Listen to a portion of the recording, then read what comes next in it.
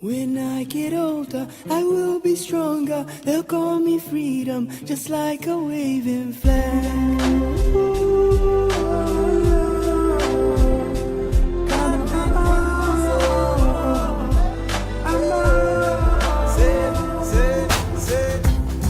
I remember when we used to sit in a government yard in Brooklyn. About solving the crookedness. As in mingle with the good people we meet. I am here for a reason. Sometimes in my tears I drown, but I never let it get me down.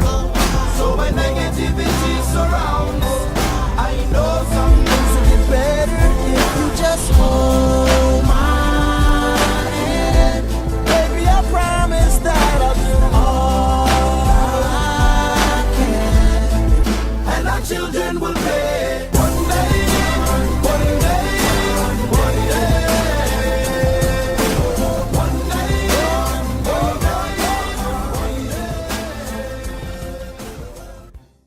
day. Thank you, Dr. Schulte, for visiting us today. Well, you're very welcome. Yes, thank you. How did you first learn about Bags of Hope, and who approached you to begin it?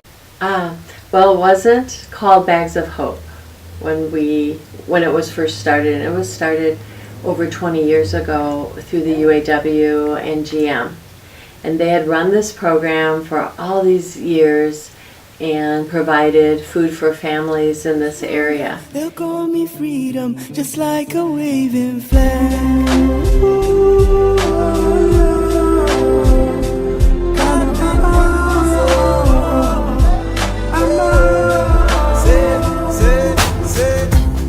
I remember when we used to sit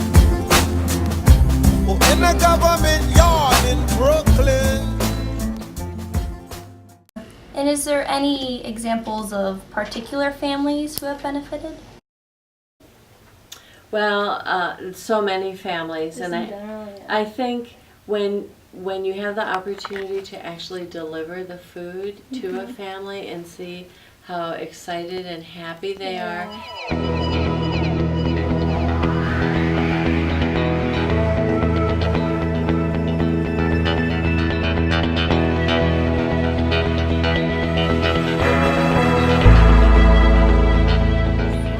When did you first learn of Bags of Hope, and who first told you about it? Like 5 years ago, Mrs. Norton. She works here. How did your family typically celebrate the holidays before you learned about Bags of Hope? I would say we usually went to other people's houses, kind of straggled in, and now we can be at our own house and have our own celebration without having to impose on other people. And do you have any thoughts to share with people in the community who are considering contributing to Bags of Hope? I would just say anything is. We're all grateful. Anybody that's able to get it, it's great. It's really an awesome program because when you're down and out, and you can't, some people get food stamps, some people don't.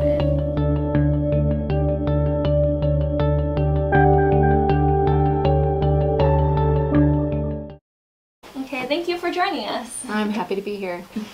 Could you tell us your name and position here at Craig High School? Sure. My name is Ann Forbeck, and I am the school social worker. This is my first year at Craig.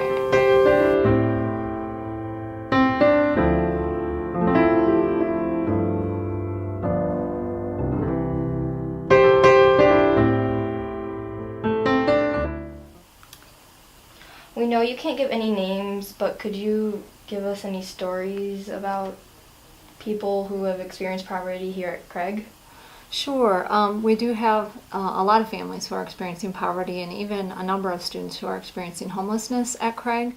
One story I'm thinking of, a family that I've known for some time, in my former position as the homeless liaison, they experienced homelessness on and off. They had gotten their own place and then experienced a fire. That was not their fault. They lost all of their belongings, all of their food, so they're really in a tough position right now. Well, like you said, is there a need for Bags of Hope, and do you have any thoughts for the people in the community? There absolutely Yeah. is a need for bags of hope.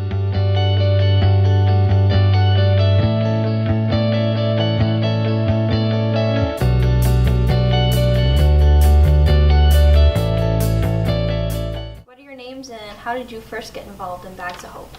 My name is Maggie Stewart, and I got involved 3 years ago through Amnesty International. And my name is Betsy Ennis, and I got involved 3 years ago through Amnesty too. 2 years prior to this year, we helped a lot with fundraising, basically through the whole school district. And then we also went on the day of to the event and helped package the food. And this year we're just doing it instead of fundraising for the entire district, it's just through Craig.